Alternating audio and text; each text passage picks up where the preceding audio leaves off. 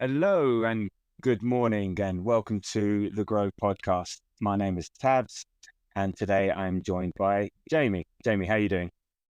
How's it going? Yeah, good. I'm pretty happy. Full of Schadenfreude this morning, shall we say, after last night's comical result for Man United. I've been enjoying Twitter and everything else around that and the Grove chat around that game. So, but we will come back to that later. But yeah, what were your immediate thoughts about Man United's humiliation to Palace last night? I think so. I've not had the chance to actually watch the entire game. It's definitely going to have to go on at some point. But everything that I've seen on the socials today has been brilliant. Nice to see, actually, as well.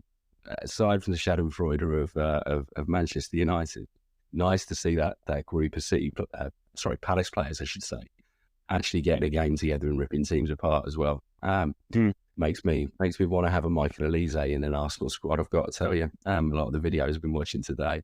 But yeah, hilarious to see. Makes you feel a bit confident about what's coming up. But won't count the chickens yet. I'm sure we'll chat about that. Yeah.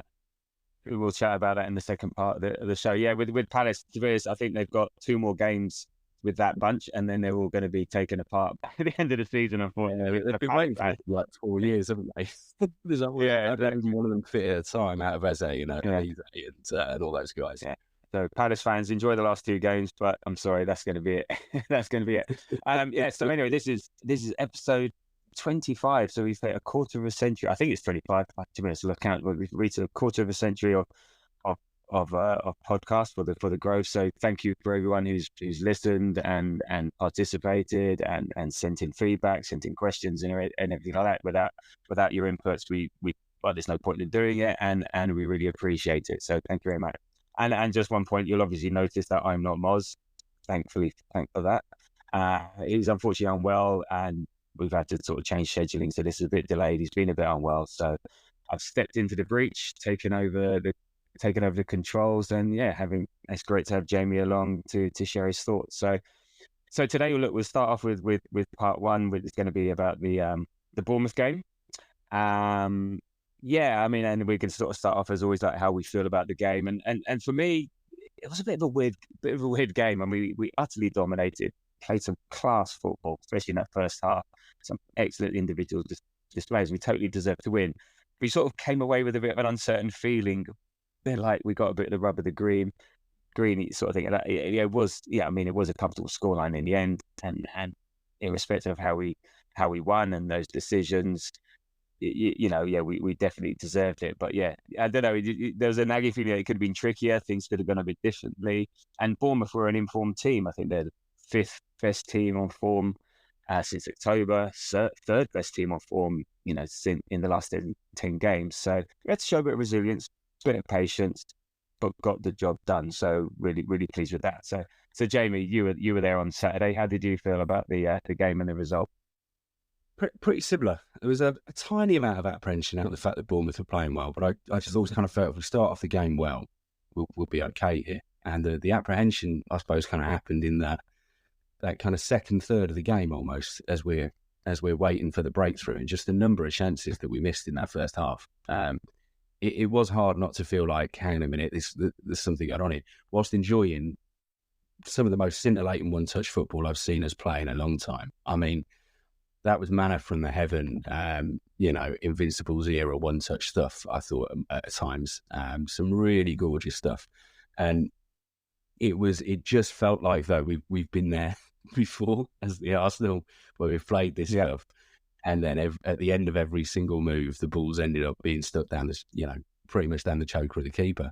So it was frustrating a little bit, and it took the shine off that one-touch football. I think if we'd have just got one goal in the first 20, it could have been one goal for the rest of the game, and I'd have felt secure and I'd have enjoyed that lovely stuff. But it was starting to get, something was starting to be a little bit apprehensive about after half hour. So to get the goal just on the stroke of half time was ideal. And then at that point, you can just sit back and enjoy what's to come, right? Yeah, I mean, I think we did. The first two goals were not quite perfect timing, but just at the right time before it started to tip into anxiety, into fretting, into stuff like that. You could just see going 0-0 at half time. I still thought we were going to win. We're by far the better team, but you could sense something in the crowd, and that goes into the pitch. And I think luckily our team are less emotional. So even if the crowd do get a bit antsy, I think our team are better at managing that and so on. But yeah, as you said, I think those goals did come at the right time. So in terms of your highlight and low light, what were your highlights and lowlights from the game? So highlights, I think for me, it's got to be. I think I'm going to go with Declan Rice's last minute. Actually, which sounds really weird because it had so little impact on the game, but there's just something about the way it was taken and the way it capped his game, and the fact it just felt like that was it made it the most complete performance in the centre of midfield from Rice. So I'm going to go with Rice's goal. I just really bloody enjoyed it, and I enjoyed Gabby being involved in it as well. Probably the one productive thing that he's done in a couple of weeks, it feels like. But Gabby seemed a bit kind of tenacious and trying to do something with his appearance. And then the way that Rice finishes that at the near post with just maximum power and rifles it past the keeper was just grand to see. Really, really enjoyed it. So even though it's a meaningless moment of the game, for me, it's just that nice little cherry on the top, and you go home having had a great old party. Yeah, no, great. I mean, before you go into your low light, I sort of tend to agree, but meaningless, I don't think so. Because, I mean, 3-0 sounds like a proper result. 2-0, 3-0, I think was the justified scoreline. But if it does come down to goal difference, that one goal is important, and I don't think you can count it meaningless, because it could fingers crossed, if it does come down to goal difference, it's one goal, that could be it. Especially we've seen that City put 5 past, all of a sudden 10 goal difference becomes 5 goal difference or whatever, or 6, and then and then they've got to play Tottenham and Fulham and West Ham. Not that we're going to. Not anything's going to happen, but it could make a difference, and that's why I think in the previous game, when in this game, even when Martinelli missed, and the previous one against Chelsea, Martinelli missed, I think we can sense that it could come down to goal difference, so every goal counts. I mean, and the bit about Jesus, I saw it on a clip on it. I don't think many people realise that was a no-look pass, and it was when you see it again close out, it was a fantastic no-look pass to get Rice in. And Rice, I watched it, he charged in. He was halfway in his own half, and he had to run the length of practically 3/4 length of the field past 6 Bournemouth players in the 97th minute. What an engine. I think he really wanted to make up for that miss. So I think that was the driving factor. Had he not missed and it was 2-0, I don't think, but he said he was like so pissed off when he missed that chance in the first half. But he really wanted to make up. So you just see, if you just watch that goal from like a bit of a distance, just the ground he made, the energy in the 97th, the game is won. And to do that, you're right, it was fantastic. So in terms of your low light, the thing with Declan in those positions as well, and I think the other reason I enjoyed it so much is just there's something about the pure joy when you see something great by Declan, right? It's often actually the joy is on his face, and it's normally come at the end of something long busting. It's either that that charge back to clear the lines or make a fantastic interception, or in that case, he's charging up the pitch exactly as you say, and he's got no air left in his lungs, but he's able to raise this huge, great big old smile, and he for whatever reason, it's just a joyful experience. So that comes out clear for me. Yeah, he's a very happy man. And then low light. So there's obviously a couple I think that there can be. I think the David Raya muffed clearance that ends up being rescued by VAR. I was really adamant at the time in the stadium that was something that VAR needed to take a look at. I thought he got a really big tug from Solanke. I've had a look at it afterwards, and I think we got away with that quite a bit, in fairness. So that's probably the low light, just because there's not really anything to call upon in the game for me. Everything else goes pretty well. There's only one other moment I could think of, and I wonder if you might bring it up and whether. I'm sure I will. So in terms of my highlight, for me, it was just how good we were. That first half, you came with one touch passing, scintillating play, especially down the right hand side. We are very very right dominant, but you would be with Odegaard and Ben White and Saka there, and it was it was absolutely superb. But then that also means Trossard becomes a bit more central or down the inside channel rather than hugging the touchlines, and it showed in the second half how important that is. So that was just gorgeous, but it was just a shame there was no end product to finish it off. But yeah, it was superb, and I feel like we're spoiled. We are really spoiled at the moment, and I think a lot of people take this for granted, and it's all about winning the championship or winning pots and pans and whatever, and it is and it isn't. But well, that's always been my view. I know other people are a bit more one sided on that. It's just a pleasure to watch this, and it's so good, and don't take it for granted, because I'm already worrying about when we don't have this. I'm already worrying about not that we won't have a good team, but managers change, players change, we still but the quality. And maybe I'll bring this up now and get your thoughts, because there was a bit of a discussion in the chat, and where I feel about this team as it is now, and I've seen something on Twitter and other pods. For me, this is the second best team in my lifetime that I've seen at Arsenal. I mean, you had the Invincibles, and you cannot top that, and also Henry, Bergkamp, Vieira, blah blah blah blah blah. Yeah, amazing team. For me, though, this is the second best team that we've had in I said in the last X amount of years. I mean, the statistics back that up. But what you're seeing on the pitch is backing that up. Now, I agree. They may not be the second most successful team, because that's where the trophies come in. But in terms of how we play and the players and the style and who we are, for me, it's a no-brainer. I don't know how you feel about that. How about that, Jamie? I mean, I think in terms of enjoyment, yeah, it probably is. I think in terms of being relaxed about the game, I think that's where they really shine for me, actually. And it feels more like weirdly skipping the Invincibles and right the way back to George Graham, actually.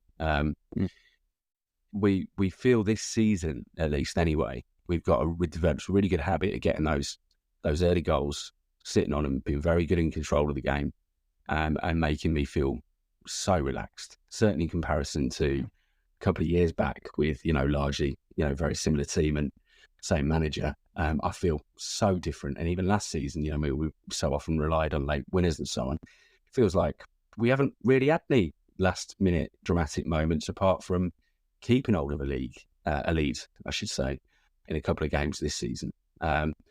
So yeah, it's been, I think, and that's the interesting bit for me, is that they've got the attractiveness and the fantastic football of those kind of mid-Wenger, early Wenger years, whilst having a lot of security that you never really felt you had with Wenger, because he didn't really manage a game, to be completely frank.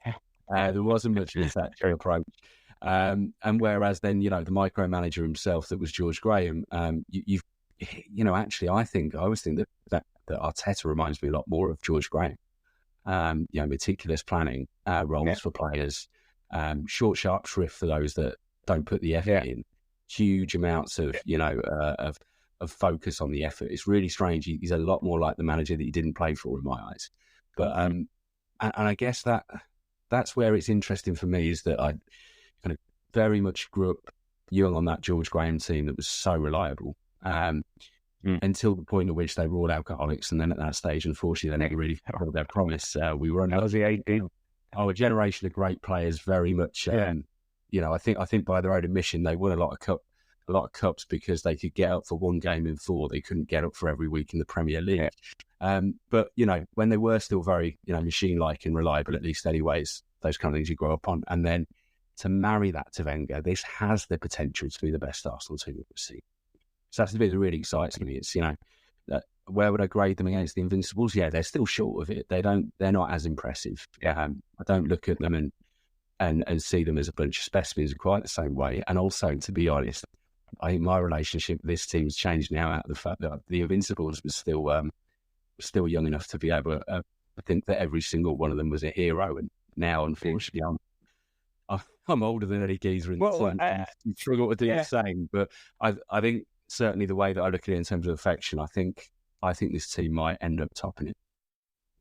No, and I think that point, it's also full of a team full of players we like. And connector is a hard one because these are like very wealthy athletes and all the rest of it, and you don't have that same sort of, but they're likable. We do like them. We've had periods of time we've had players. Look, being good helps. So granted, if you're winning and you're very good, that always helps you like players. But I still think you get a sense for Robert Van Persie was a great player. I liked him as a player. Did I warm to him? No. Alexis Sanchez, apart from his two lovely dogs, would you warm to him? No. But this team, you seem to, the likes of Saka, the likes of Odegaard, the likes of Ben White, I think you've got a bit more of an affinity there. And as I said, the winning helps that, because if we're losing, eventually that wears thin. I really do like the bit about what you're saying about being more like George Graham, because you said it's that planning, that organisation. That Wenger was a bit more of a freestyler. I've got, and are you really going to tell Henry and Bergkamp and Vieira what to do? No, just go and win the game. I'll just sit here and back. Whereas now it's a bit more so that I think that comparison is really, really, really spot on there. So no, I like that a lot. But anyways, it's always a fun discussion. I like the players as well. I mean, I think the other part of that is also just that I think when a team really gets on, when you can see the camaraderie amongst the team, that's brilliant for the fans, doesn't it? And that's something I think that really shines through with this lot. Whereas it always felt like there was at least for what you call kind of the banter years, whatever anybody called it, it was a very fractured set of players at times, right? So, and then when they did get on, they would get widely criticised because they looked like, it was almost kind of silliness or whatever. It was you especially used to see that around, all the online content we used to produce with Theo and Carl Jenkinson and all these kind of guys, and they'd be that blasted. And it is that marriage of being good and seeing a team that they enjoy each other's company is a big deal. If they're not all together, you don't get the same warmth out of them. I would imagine that not very many Chelsea fans got the same warmth out of watching that great Chelsea team as you necessarily would with, say, one of the great United teams where they very clearly, there were a bunch of relationships within that team. I mean, the marriage is great. Having the two of them together works brilliantly. I would take one. I would happily take just being good. I would happily take. Absolutely. But that always helps. If you're good, that brings it. I mean, I think on the Chelsea point, how on earth can you relate to John Terry, for crying out loud? So, and I think I mean, Frank Lampard, that he would be one player that you could in a funny way, but no, the others, the mercenaries, and just John Terry. Enough said. But anyway, enough of that, because it makes me ill. And my feelings on Chelsea. In terms of leads me very nicely into my low light, which, other than this really annoying, stressy supporter next to me, but don't want to get into that, was the studs up foul on Saka, and maybe that's what maybe you were going to come up with. Is it another misread card? Well, look, Vieira got sent off for the exact same challenge against Burnley. And that's 3 in a row now. And guess what? And then the primary job of the referee is to protect the players. He's there to manage the game and protect the players. And this is not protecting the players. The players are allowed to get away with this. And we saw, the stud marks and the blood, and it's not good. And okay, I think he waved play on and stuff. So then, but not even to go back and give a yellow card or anything like that, or VAR, I think that's okay. But Vieira wasn't. So and that's annoying me. But even more than that, it's like, bloody hell, Ben White tickles Vicario, and we get endless newspaper articles, endless repeats of that, here, that, and the other. We had 3 potential end of season injury red card incidents in the last 3 games against us. Nothing, absolutely nothing. And the press are wetting themselves about Ben White doing something when the ball is out of play, whereas Saka gets that treatment. Tomiyasu got that, Havertz got that, and it's just and that winds me up massively. It's like it's just not good. It's just not good enough, because eventually something bad's going to happen, and you can see it leading up. So I don't know what the answer is. I mean, I don't know what VAR are looking at. I guess apparently I heard one thing that VAR can't look at and say that's a yellow card, but what they can do is say, oh, have a look at this because it's potentially a red card. However, if the referee doesn't think it's a red card, he can still then issue a yellow card. And I know you can't get VAR to do yellow cards, but in that process, I think that's what can happen, which was news to me. So, I don't know. For me, that's a low light. It's not good enough. It happens again. And particularly on Saka, for some reason, they're allowed every week. He gets just kicked from pillar to post. And we've said it before. This is one of England's best players, bright, shining light of the England future. England's player of the year 2 years running. But for some reason, he doesn't get the same credit or protection as the likes of, say, Foden and Palmer at Chelsea's getting all the flowers at the moment, and for scoring a few penalties.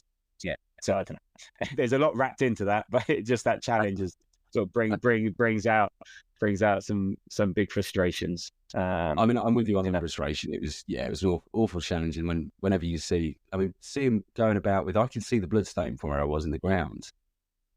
Is absolutely nuts. That did feel very strange. Although I must admit, I also had a real moment come over me going, why do these not wear proper shin pads anymore? I almost paternalistic over it. It was a bit strange. Yeah, I think we all are. So going into the game, I think we're all happy with the lineup. I don't think we expected anything different. I mean, it's one game a week, so Partey can take that at the moment. The other question, and Tomiyasu can take that. So the other question is Trossard over Martinelli, but you're not going to take a player out who's scoring regularly, who's your clutch finisher, versus someone who's a bit off. And now's not the time to try and get people up to speed. Is you put your best team out there, you win the game, and you worry about the rest later. So I don't know. Did you fairly Trossard left wing for me now? I was thinking this. Yeah. I mean, I've thought this so many times. I mean, I think it was pressed on here before. I think Martinelli's in the most insecure position of anybody that started the season as a starter, and a lot of that, some of it's his own form, but a lot of that is also just fortunately Trossard is having his most consistent patch in an Arsenal shirt. He's always been brilliant since the moment we signed him, but he's been a little purple patchy, and I think now has been the longest run, and it's probably because, funnily enough, he's been rewarded with having the shirt on a regular basis, and he's taking it up, and he's by far the best player for that left wing position. The only question in that team is he say probably is he high like Partey, maybe Jorginho gives you the more stability, and I almost think, funnily enough, a lot of it depends on what you want to do with Declan Rice rather than what you do with that position. I expect him to stay with Partey and Rice. It's been going well. Yeah. I don't see it changing, and then left back is the other obvious one. And I don't see there being any change away to United for that either. I think we're in the most settled Arteta team I think we've ever seen at this particular stage in the season, right? So I think we're going to see this for the next 2 games, fitness permitting. So yeah, and I have no complaints about it. It's the guys that are performing well at this time. Yeah, I mean, I'm not writing off Martinelli. Martinelli is just a down patch. He's young. He'll come good again. There's circumstances around, like, his left back has been changing throughout the season. Havertz played left side of midfield and up front. Martinelli played really well with Jesus. So there's a lot of, and then just there's dips in form, and it happens. And isn't it great that we've got a team? Someone's not so good. Someone comes in.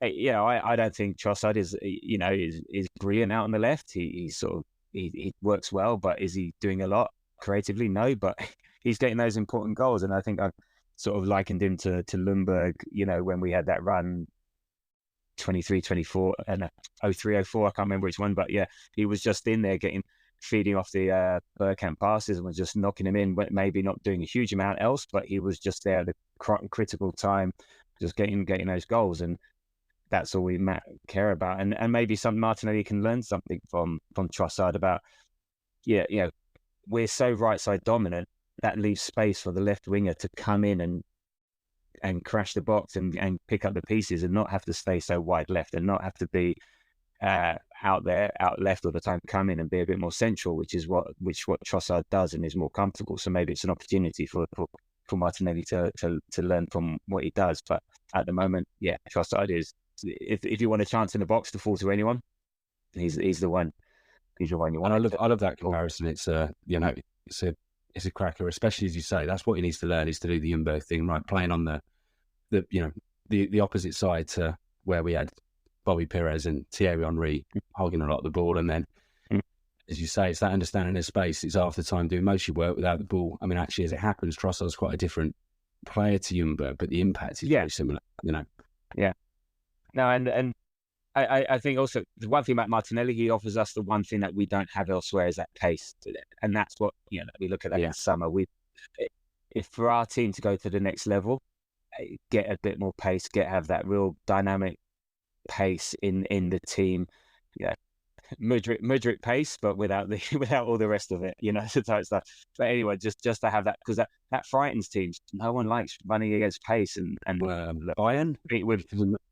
Did not scare the crap out of you when we played Bayern? And they had, you know, how many of them up front that were like that. But I think it allows you to play differently, doesn't it? I think the really hard bit about it is that it's interesting. I was thinking about this the other day, and the fact that we haven't really had too many kind of real pacey types, apart from Martinelli and City don't really feel many pacey types at all. You know, they've had some in the past, but generally they've never really quite made it under Guardiola. You know, Doku is pretty pacey, and he's not doing a great deal for them.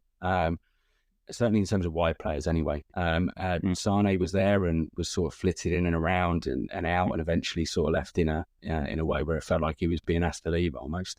And most of their wide players have tended to be the flight number 10s, and in part that's because they're not playing with the amount of space that the pace actually tends to be exploited. You know, most of their pace is at the back, and similarly with us, most of our pace is sort of wrapped up at the back as well. I wouldn't be surprised if Billy Saliba might be the quickest player in the entire team, to be honest.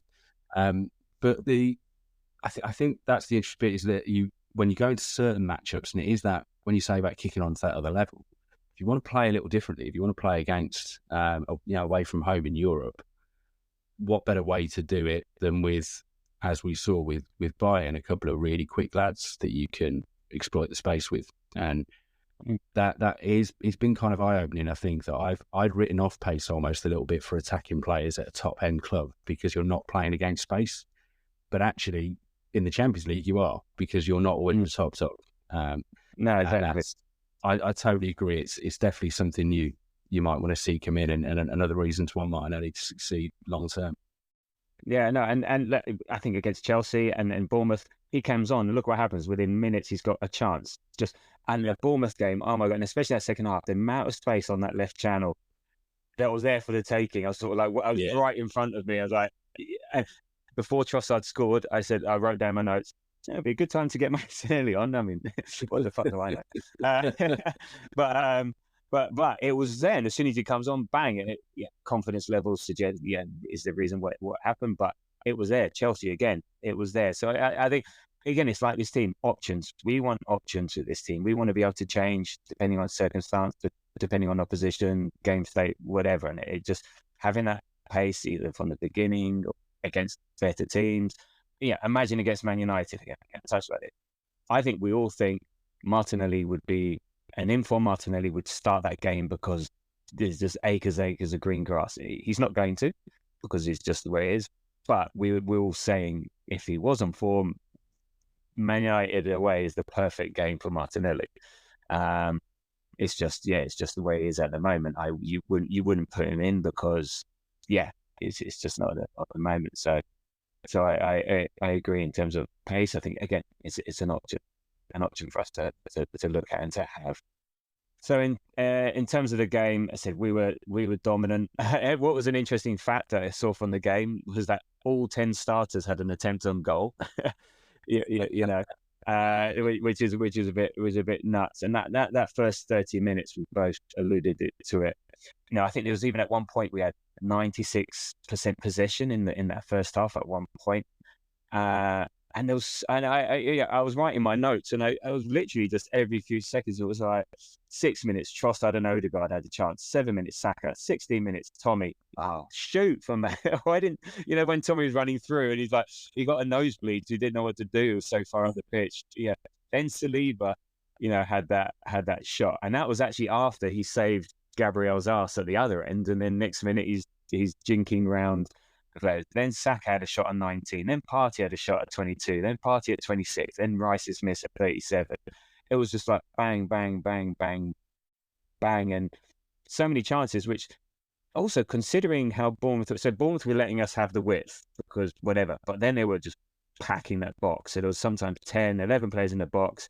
So actually, even though we had lots of chances, other than Declan Rice's, there wasn't really that one clear cut opening that you think, oh, that should have been an opportunity. So, and this is where the patience come in. Just keep going. Something will fall your way, and eventually it did on, I think it was the 44th minute. What was the penalty? Yeah, lovely pass. And actually, I saw today on Twitter they actually showed it like 30 seconds earlier where we started that move on our own from, I think it was from Rare, and it was just like, I don't know, 15, 16 passes between Odegaard and what a great run for Havertz. And this is what Havertz does offer us, as well as everything else, running behind the defence. Jesus doesn't really offer that as what he does in terms of running. And there's a great pass through to Havertz, who takes it on. And, well, we all saw what happened. What are your thoughts? Penalty, no penalty? Yeah, what are your thoughts on this? I know it's just about a penalty, isn't it? Yeah. It's a bit 50-50 for me, to be completely honest. But it felt like a reward for the pressure that we put them under at the time. I don't think anyone could complain about being 1-0 down. And I think as a result, that's why you don't see a great deal of fuss about it, to be completely frank. It didn't look like a fantastic penalty to win, to be honest. It wasn't. But, bit of a hanging leg. And that's the way that half of them are given these days. So I guess a soft penalty is still a penalty at the end of the day. You don't get more penalty for it being a crashing, killing someone in the penalty area versus a soft. For me, look, for me, there's no obligation for Havertz to take his leg out of the way. Yeah, why he doesn't have to move. If a player gets in your way, depending on the game state, there's no obligation for you to get out of the way. The goalkeeper Travers comes out. He's not controlling his movement. He's still in momentum. Havertz skips over, but the back legs come. So yes, he's dragging it a little bit. But for me, you see them given. If it wasn't given, and there wasn't enough there to overturn it. So, again, if they're all like that, fine. If they're all not like that, fine. Either way, but just the consistency. So I'm fine with it. So yes, soft, but still a penalty. And what was interesting about this, I don't know, given the way the game was going, it wasn't the Saka thing. I was not 100% confident, just purely because of the way the game was going. And actually, when we scored, I didn't even get out of my seat. I did celebrate. I was just like, right, business. It was a very business like, right, good, we scored, get on with it. I didn't even get out. I think I clapped, went, yes, good job. But I wasn't, I wasn't out of my seat, limbs or anything like that. It was just very fat. Yeah, it felt more like a relief that I think than a joy, to be completely frank. Yeah, absolutely agree. Yeah, and our dominance, where we had 61% possession, 1.97 xG to 0.03, 16 shots to 1. I don't even remember their one shot. 5 shots to target. I can't recall it either. The only thing I really remember in terms of a chance from them was the Gabriel slip, and that was scary. And even then there wasn't even a chance because Saliba came up. Look, if he'd got through, it would have been a clear chance. But and this is what I really like about that duo. So if one's a bit off, the other one's on, and vice versa, and they're picking up it, and they are a partnership. And if you include David Raya, that triangle, they work so well as a unit, because even then there was one thing that Gabriel was a bit short in the pass, and we did better than we did against Bayern Munich. And it was a lovely little, most goalkeepers would hoof that ball, and instead he just did a nice little side pass, and away we go. But yeah, they seem to dovetail. They suit each other, complement each other. That's the word. And there's a bit of a feeling that Saliba hasn't been at his best. He's still bloody good, but hasn't been his best. And Gabriel's been stepping it up. Gabriel has a couple of slips. Saliba steps in, no problem, I've got your back, and that's it. They complement each other, and they've got each other's backs. And they, those three as a unit, they work beautifully. And comes to your point, the confidence levels in them And even if something does happen, you expect someone else to pick up the pieces, or it's not going to bother them. Shit happens, move on. We'll win. We'll win the. And then pretty we'll much win off the that game. move, Saliba strides up the other end like he's Thierry Henry, right? It was delightful. It would have been nice if that. I don't need an opposition defender when he cuts inside to get the shot. I thought was just brilliant. In fairness, it was. I mean, the guy can play a bit of football. In fairness, he probably wouldn't be limited to playing centre half if he wanted to be. I heard the other day, if we were to, like we're doing with like a season behind Man City, if we were to put one of our centre backs into the middle, a bit like John Stones does for City, Saliba maybe is the one. He's got the ball skills, he's got the technical ability and stuff. He could be the one. If we were to go down that route, he would be potentially the one that could step in there. Who knows? Next season, who knows what we're going to do. So in terms of the second half, I was just saying, look, just relax, play our game, a bit more calmness in the finishing, and it's going to come. But Bournemouth did step it up. I noticed they were a lot braver, a lot more aggressive with the press, and it was higher up and less of a low block compared to the first half. They were really going longer, trying to win the second balls, and it wasn't so dominant, so comfortable. And there was a period, one of the stats I saw was that 6 of their 7 shots came between the 53rd and 65th minute. So it showed they really went for it. And there was sort of again, how much threat. I think the biggest threat came from the Solanke chance, and that was, I think we pushed him out wide well and well smothered by Raya. But still, I don't think they had huge amounts. But they were looking for transitions. I think even like they were overloading the attack, so they would often have 3 or 4 men across the halfway line, really looking for that transition. So, but then this comes to my point. There was a load of gaps for us to take advantage. We just didn't do it. And then I think there's a couple of key moments. So the 48th minute, the Saka miss, that would have then put it to bed early on. I mean, crazy. Felt he rushed. Yeah, I don't know. I felt he rushed it or hit it tamely. I don't know. I don't think he realised how much space he had. It looked easier live than it did on TV. I don't know.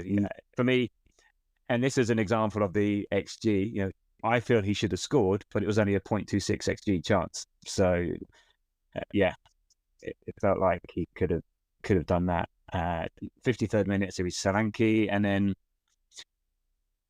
perfect timing. Trossard, 2-0. Take us through it.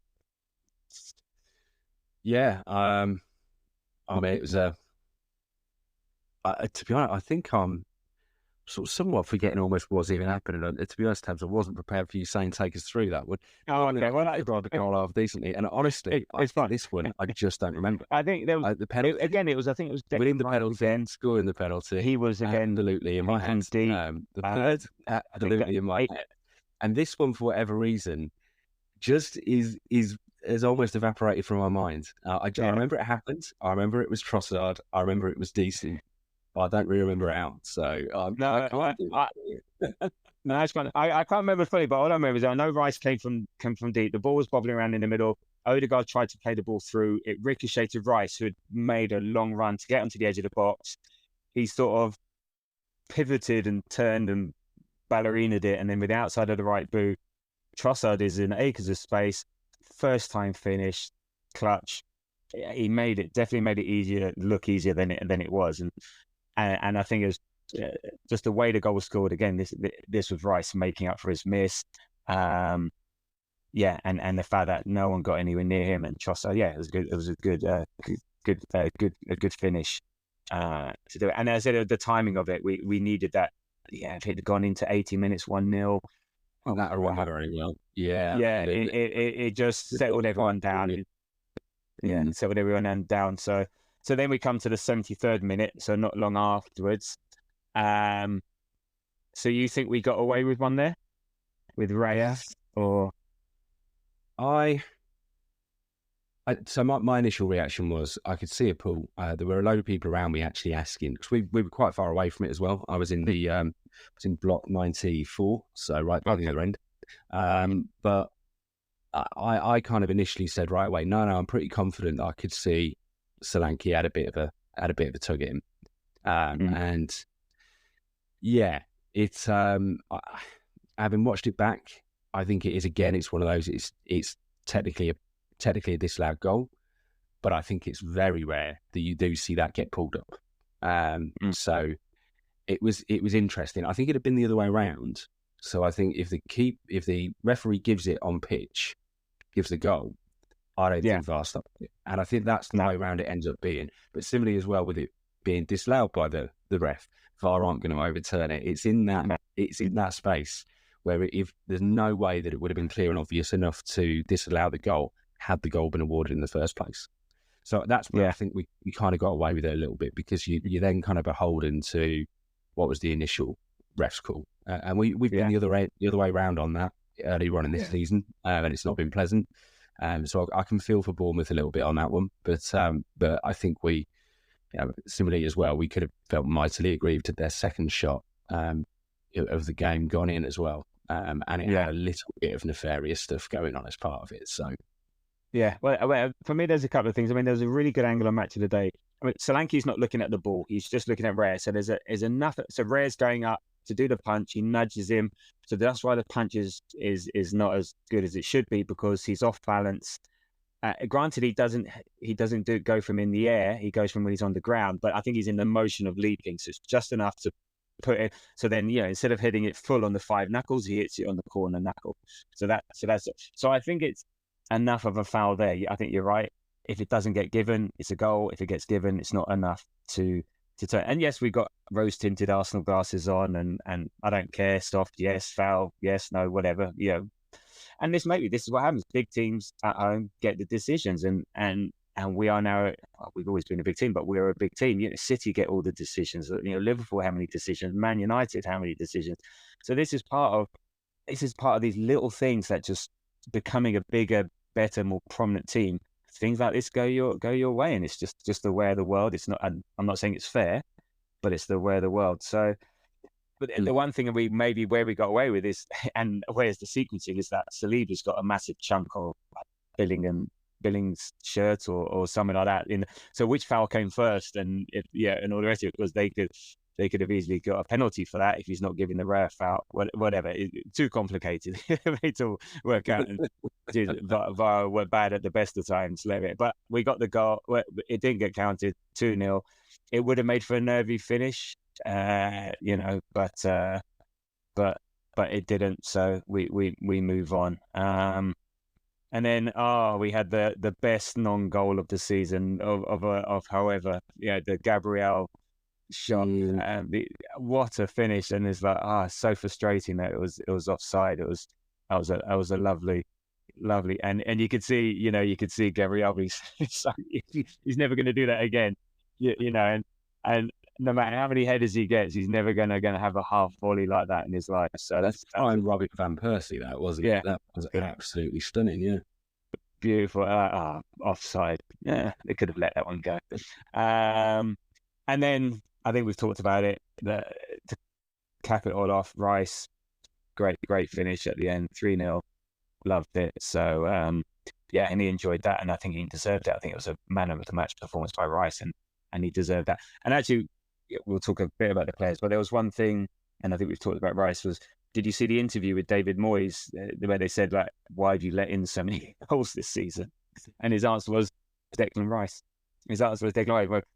When you take your, and last year actually he wasn't so much of a 6 for it was more, I think it was more Souček was the 6, but just what Declan Rice offers to the team, he just I think that sometimes has even the greater impact, doesn't it? Because if you think about it, if you've got a number 8 who can properly cover, it means that actually it's like that centre-back partnership. You've got a big give and take between the player who's anchoring and the player who's box to box. It just allows you to be able to help each other out when somebody's out of position. To be honest, well, a lot of it is also, and we see this in general with the Arsenal. I'm seeing people constantly say, the stats say that Saliba and Gabriel are the best centre-back partnership in the league. I don't entirely agree, or that they're the best in Europe. I think they might be, but I don't necessarily agree that the stats tell you that. I think what the stats tell you is that Arsenal are the best out-of-possession team in the league, and are probably the best out-of-possession team in England, a huge amount of what we do defensively is started by Martin Odegaard and Kai Havertz and I'll the other get that Havertz point in a minute, but yeah, carry on. Sorry. And similarly as well, if you look, I think actually when you look at West Ham this season, one of the things that they are missing is from the 8 position, nobody's leading the press in the way that Declan Rice used to. Nobody's picking them up in the hard times as well with the leadership. They look like they've got, most of the component parts that they had last season. They've still got some cracking footballers at West Ham. There are some real players in there, but they miss that midfield general who's being able to get them to defend in the opposition half. They're doing all their... So they play against anybody who can take them on the break, and they're absolutely screwed. And I think it's massively underestimated that it's not about Rice being at 6 and shielding. It's actually, if he plays at 8, then a lot of what he's doing in terms of his defensive actions are really high up the pitch and are super, super valuable. And it's the collection of the whole front line doing that so consistently that actually makes Saliba and Gabriel's job. Whilst it's very difficult in terms of the fact that we play with such a high line, by nature, you're quite often playing what's behind you. It ultimately, they're largely only dealing with those kind of sweeping, ranging long balls and so on, right? Because the majority of the time, if a team try and progress the ball forward without, making a bit of a gun up to, say, Solanke, who ran the channels all day the other day and, as usual, gets bullied off the ball by one of the two of them in the majority of instances, apart from when Gabriel fell over. The rest of the time, we're pushing people to do that and to create those 1-on-1 or 2-on-1 matchups because we are going and having those defensive actions right up in the opposition side of the pitch. So it's I can totally understand it, completely understand it. Totally, no, I agree. And so in terms of that game, I mean, look, we had 3.38 XG versus 0.46, 25 total shots, 9 on target, 5 big chances. Yeah, the eye test and the stats match up. 3-0. Couple of things went away, but we deserved it. I think Areola said it. I said he didn't agree with some of the decisions, but Arsenal deserved to win. So we'll take it. We'll take it any which way it comes. So yeah, in terms of a couple of, I think we've spoken about a couple of players, but I think on that point, and there was a couple of things that Jamie Carragher pointed out, I think last night was it was talking about Havertz and this, first line of defence is your attack, and with him playing at the number 9, we've conceded, was it in 10 games, 0.5 goals versus when he hasn't been number 9, 0.9. So that's also almost a 50% reduction in potential goals when he plays up there. And that's a lot of his off the ball work and what he offers. And this was a bit like, okay, at the beginning of the season, his end product wasn't there. And that took time to come. But his off the ball work, his energy and his effort and his tackling and defensive work was always there. And that's why Arteta liked him. And that's why he's very much an Arteta player. So he would be doing that, but now he's got the end product. So, he's very much like the complete Arteta player. And so that's great. So yeah, on that point about defending further up, that makes a massive, massive difference. Again, Odegaard, gorgeous as ever. Rice, we've talked about. Saka, he was superb, and he's got 16 goals this season, and the last English player to do that was Ian Wright. So that's a great person to be aligned with. And we talked about Saliba and Big G. We're superb. So there we go. In terms of predictions, we all predicted the 0. Unfortunately, Moz got it spot on. He said 3-0. Thank God he's not on the pod to crow about that. Just a minute he's bailed out on that as well. I know. Yes, I'm taking the Paddy Power. At 90 minutes we'll just take all bets. And then there you go. Then you said a third goal doesn't count. You got 2-0, I had 4-0. So we're all in the same ballpark. There we go.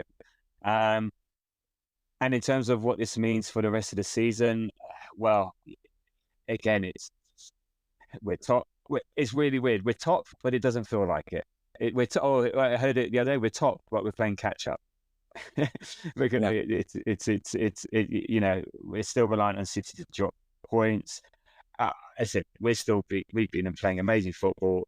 It's an amazing season nonetheless. What will be will be. both teams have just been ridiculously consistent. I think since the 1st of January, we've had 43 points. We're at 114 drawn, 1 lost, 1 451 against 8. And City have got 42 points, 113 drawn 3, lost 1, 442 against 12. I mean, that's just nuts, neck and neck, and it's likely to come down to just 1 point. And well, what can you do? Yeah, you can if you want go into where that point's been dropped, but I'm not going there. So I'm not sure I want to go there at all. But yeah, so we're top of the league, and we're only doing what we can do, which leads us onto part 2. So where we're looking at Man United. Yeah, what are you looking forward to with regards to that game, and not looking forward to? I mean, I'm looking forward to this being, I think comfortably the worst Manchester United team that we've ever faced. In fairness, that's something to look forward to, isn't it? I mean, I can't believe I'm looking at the league table and they've got a negative goal difference with a couple of games to go. I can't understand the concept of a United team that's in that position. It's absolutely bizarre. Our goal difference is 63 better. It's mad. It's incredible. 63 better. We've scored 36 more goals than them and let in 27. That's practically what almost 2 games. That's half a season's worth of games, really. Yeah. It's absolutely. I mean, you look at everything about United at the moment, and I think probably the main thing that I look forward to be completely frank, actually, is our midfield against Casemiro. If I'm going to highlight one particular part of the pitch, please play Casemiro. I really, really would like to see him try and do a man-marking job on Martin Odegaard. And I think that's probably, if I'm going to highlight one part of the game, I would love to see him on the pitch. In fairness, United have a few decent players. They are obviously they feel the exact opposite of us right now, in that there is just absolutely no organisation. There is no structure. I don't know how the hell F's been there for that long and there be absolutely no structure. And him continue to somehow have the fact there are any Arteta outers at this point with us, whilst that guy is continuing to make a living, is just absolutely hilarious. So yeah, I'm looking forward to the game as a whole. I just don't see how this can't be in our favour. And the apprehension is always there, because you're going to Old Trafford, and I hate Old Trafford. We don't do well at Old Trafford. I think we've won 4 or 5 times there in my adult life that I can recall. So it's horrible in that respect. But I think if you put the trauma of the past away and you just look at what's in front of us, this is probably the easiest game that we've had in front of us since, Sheffield United. Yeah. I mean, in terms of recent form, I think it genuinely is the I think we're in front of the worst last 5 games record that we've faced since Sheffield United, which is absolutely crazy. And it's amazing, really. I mean, they've been very, very fortunate, to be frank, that the teams behind them in mid-table aren't able to capitalise, because a bunch of them have gone off the boil. But this is a United team that should be finishing bottom half. Yeah. No, I mean, I like you. I'm looking forward to the matchups, because there is no matchup. Yeah. I actually said last night's result was the worst thing that could happen for the game on Sunday, because it was either that or I hope Eric Ten Hag. I hope Ten Hag is stubborn just for one more game. Please be really stubborn, just one more game. Now, his hands are tied a bit with the defenders and stuff, but who gives a crap? When we lost 8-2 at Old Trafford, no one says, "Oh yeah, but Arsenal were playing this kid at right back and they were missing this and missing." No, everyone just says 8-2. They don't give a shit about who was playing, and so I'm not having that. We all have our injuries, we all have our problems, whatever. I just hope he does it. I hope he stays stubborn. I hope they don't sack him because. Well, even then, Steve McLaren, Steve McLaren, I could be more pragmatic. He'll play, everyone else. But so I'm just looking forward to the matchups and hoping we take advantage of those matchups. I mean, yeah, it's another must win. We haven't won at Old Trafford. I thought it was a bit longer, but since November the 1st, 2020, that was when Partey and El Neni had this great, amazing one-off game together. I remember in the marble kit. But and we've played bad Man United teams. We've been better. Somehow we've got to play the team, like you were saying. That it's like going to Sheffield United or Burnley. Play the team, not the badge. And I think we've got better at that. This year there's been a lot of redemption from Arsenal. There's been a lot of putting to bed a few histories, and this is the one stat I really love that I heard today is that, and I think this is correct, that Man United have let in more goals in London in 2024 than Arsenal have. And it's like it's like beautiful. I hope that's correct. Phenomenal. I hope that's correct, because that is great. But my low light is that somehow we don't feel this is a banker. This is the most bankery banking of banking games that you can have, but it doesn't feel like that way.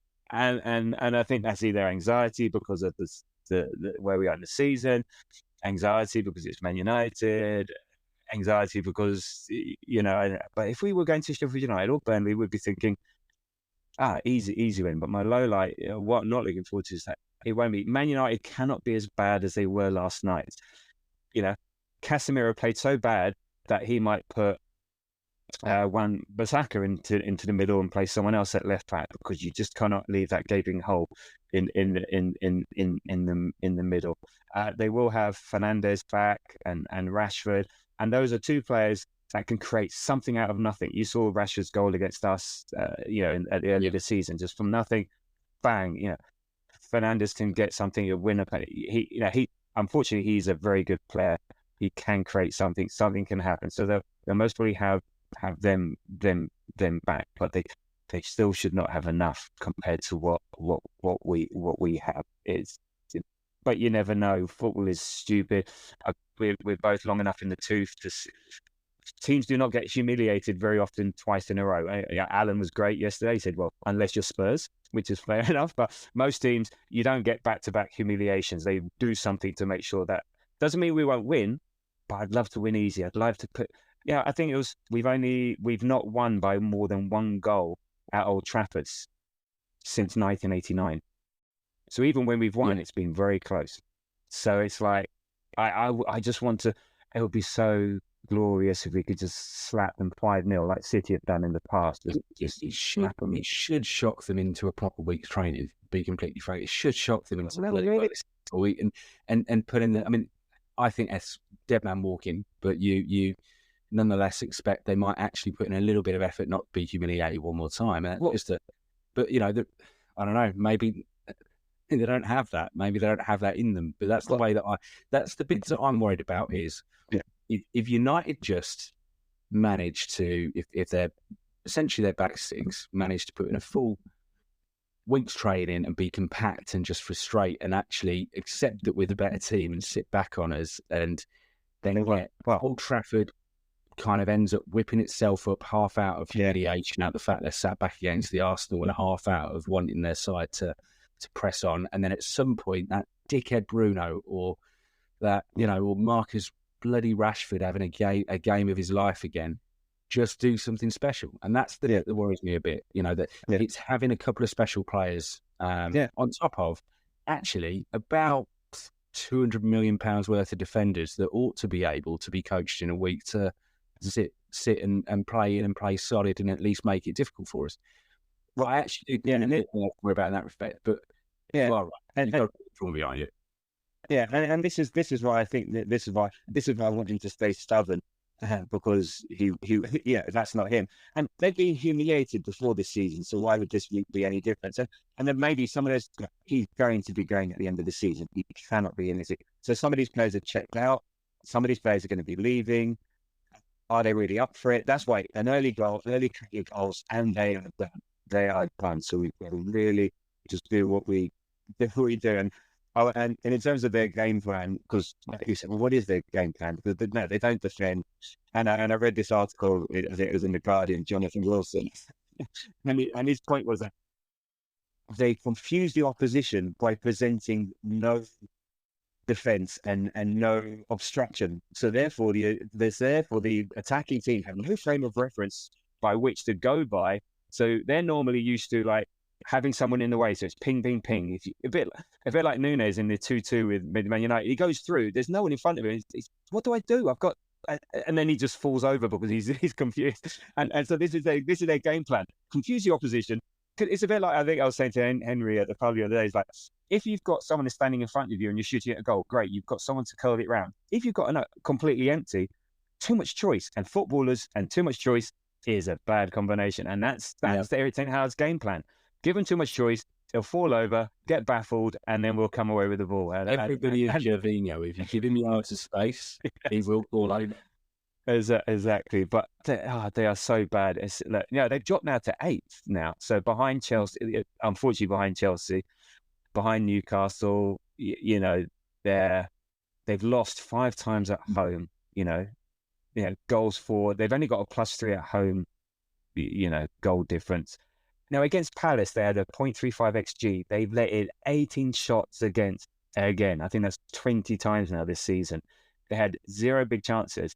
Anthony, £100 million winger, had 0 touches in the Palace box. Højlund only had 3 touches in the Palace box. I mean, Jesus, there's the thing. How can we not beat this bunch of clowns? But as I said, it's not there. In the last 10 games, they've won 2, drawn 4, lost 4. 4-17 against 21. I think their most notable win. Those 2 wins as well, as you just brought up there, are against Sheffield United and Everton. And Sheffield United are comfortably the worst team in the Premier League. And Everton, let's face it, have not been very up and down. Not a particularly good team. There's a reason why they are in the league at the moment. So yeah, exactly. And then they had the FA Cup where they pegged back from 3-0 down and were a toenail away from getting knocked out. And I think that's the only thing that saves Ten Hag's job. I think if they weren't in the FA Cup final, they would bin him off now. So that's the only thing that they're clutching to. I think, they're just all the stats. So at home, a 1.53 xG against. If we've got our shooting boots on, so like Man United might be in training trying to stop after the Bournemouth game. Shooting practice, everyone. Shooting practice, because you're going to get shots in this game and on target. So they're so open. They've got no cohesive way of playing. They're just crap. We have to beat them. That's my real analytic skills. They're just crap. But looking at here, the players to know, it's just Fernandes.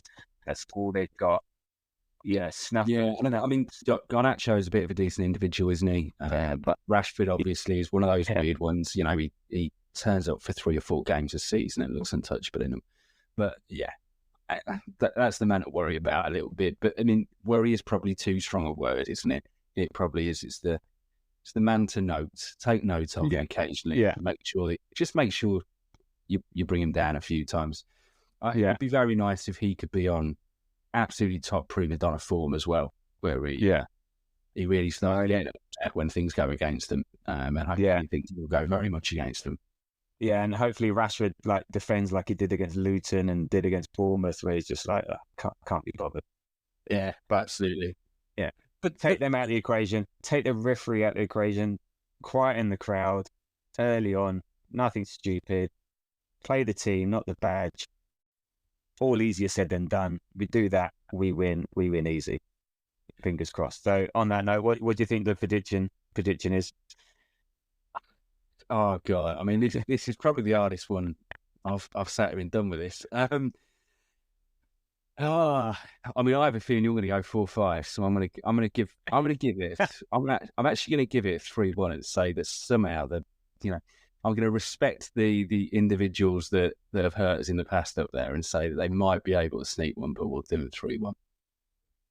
3-1. I see them. Yeah, I can see them scoring. I see them not scoring. I can see them pummeling them. I can see it being closer than necessary. 4-2. There you go. There's going to be goals. There has to be goals. The one thing, You've got to score twice against us. Good God. but it's just that random factor, a penalty that, it's a bit like Tottenham. They'll get a penalty against us, whatever. It's just some random. It's Old Trafford. The crowd might get out for it, but I think it might be a bit like the Liverpool game against Spurs. Go 3-0 up or 4-0 up, whatever. Get one, get two. But yeah, so 4-2 is. 0-0 is not going to be the score. That would be the most ridiculous. That would be like hitting 0 on the roulette wheel. It's just that ain't. It's just So I'm going to go 4-2. So, all right. So there we go.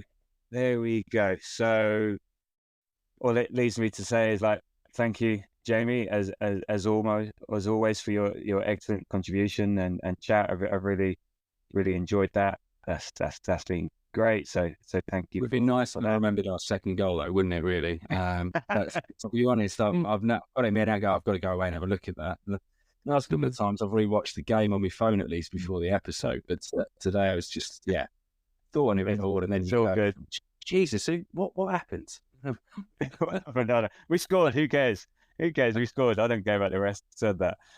No, it's great. So thank you, Andy. I really enjoyed that chat. Yeah, especially at the beginning. It's a good stuff with the comparison with George Graham and all the rest of it. So really good stuff. Thank you everyone for listening. And Moz, get well soon. And we'll talk to you after the drubbing of Man United. Everything is crossed. But if we don't, I listening to another pod. I think the shame of not beating Man United will outweigh anything that happens in the league.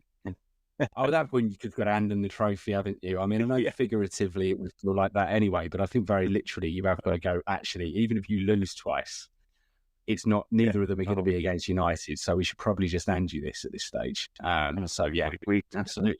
We can't lose against United. And on that note, thank you and goodbye.